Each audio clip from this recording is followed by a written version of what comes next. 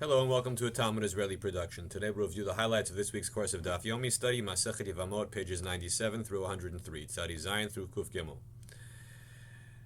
Tzadi Zayin. It's 97.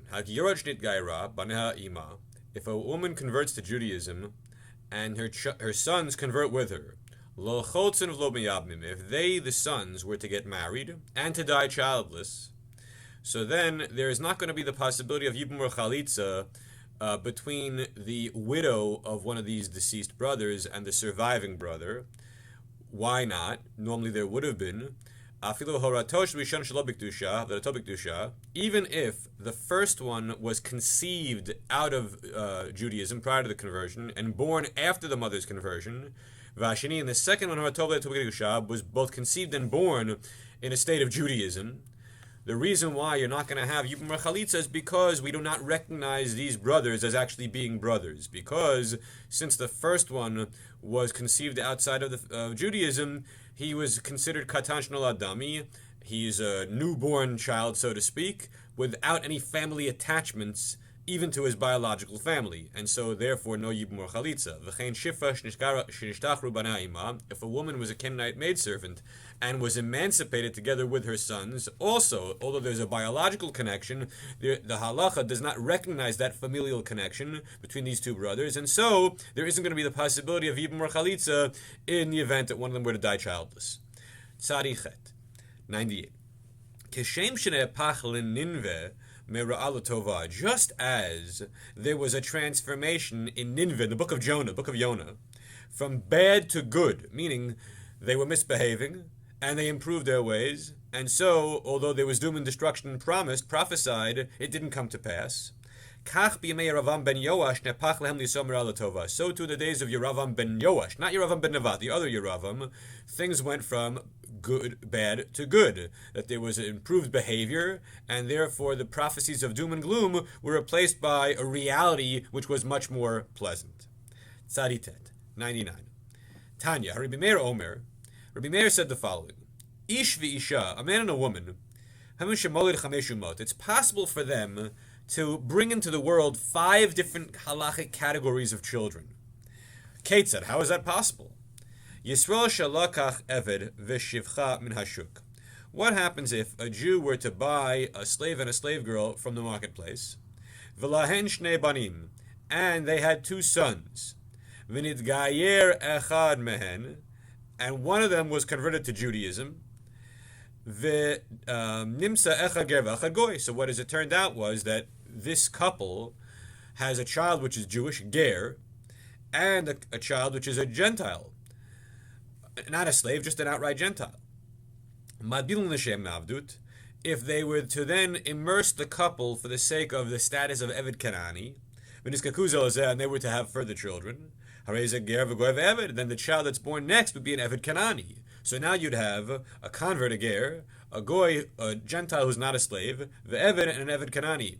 Then, shichreret hashivcha, if they were to emancipate the woman, but the couple were to remain effectively married, although illicitly, and were to have another child, harekan ger v'goy v'eved mamzer, that child would be a mamzer. Well, that's, to be honest, only according to the viewpoint of Rabbi Meir. But still, within this viewpoint, you'd now have a mamzer child, a 4th type of child. Shichresh Naem, if both of them were emancipated, V'sian zelazeh, and they married each other lawfully within Judaism, Hareza Geva Goy Mamzer Yisrael, then the child born to in that circumstance would be a Jew, a regular Jew Yisrael, not a ger, a regular Yisrael. So here, the same couple could have 5 different children. One child would be a ger, one would be a goy, one would be an eved, one would be a mamzer, one would be a Yisrael. Seemingly impossible, yet it is possible within the viewpoint of Rabbi Meir. Daf Kuf. So we do not distribute at the granary, at the threshing floor, truma to the Canaanite servant or to a woman of a Kohanic family, meaning they're entitled to eat truma, but we're not going to give it away to them there because it's unseemly to do so. But makam shecholkin, however, in the place where they do give out, notim leisha techila, poton hamiyad, they would give to women first and send her on her way. My cover, but what does that mean? We just said we do not give to them at the granary in the case of truma. The answer is we're talking about master ani, the distribution of the poor man's tithe. that when the women or men are both panhandling effectively for Maaser Ani at the granary, we're going to give to the women first. Why? My time. Mishum Ziluta, because it's more embarrassing for her to be in that circumstance than it is for a man. We want to spare her the shame of having her hand out collecting Maaser Ani. Better she should take it and go quickly than have to stick around for a long time. Kuf Ein. Mitzvat Chalitza Bishlosha Dayanim. The mitzvah of Chalitza must be done in the presence of 3 judges. However, they don't need to be real accredited judges. They could be hedyotot, commoners, essentially nobodies, almost without learning. But wait a second, if it's enough to have hedyotot, people who are devoid of learning, then why does it say dayanim? The Gemara says, well, they can't be totally illiterate. They have to be able to read the text, the back and forth verbiage of the Chalitza ceremony, and be able to feed that verbiage to the participants. So that much they need to be able to do, and in that respect they're called dayanim. But in reality they're not Talmudic scholars by any stretch, they're really hedyotot. Kuf Beis 102. Ger dan chavero dvar Torah. Under Torah law, a convert is allowed to be a judge in cases involving fellow converts. So the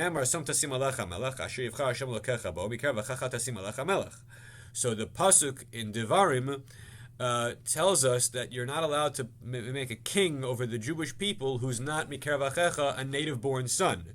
That an outsider can't rise to a position of prominence, of status among the people. And the Talmud explains this not only applies to the case of a king, of a melech, but rather any svara, any position of authority over the Jewish people. So over native-born Jews, the ger would not be a proper dayan. However, over fellow gerim, he's perfectly capable of being a dayan. However, if the ger had a mother who was herself a Jew, which means really this person is not a ger, then danafil Yisrael, then he could be a judge over cases involving regular native-born Jews.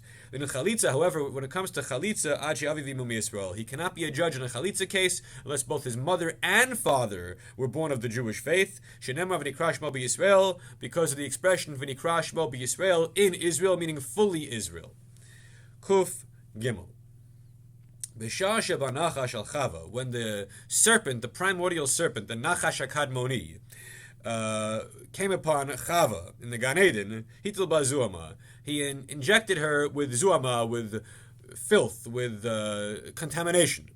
Yisrael Shamdul Har Sinai Pasku Zuhamatan. Bnei Yisrael who stood at Mount Sinai, that Zuhama, that contamination was eliminated from us by dint of the giving of the Torah. It was a cleansing act to receive the Torah.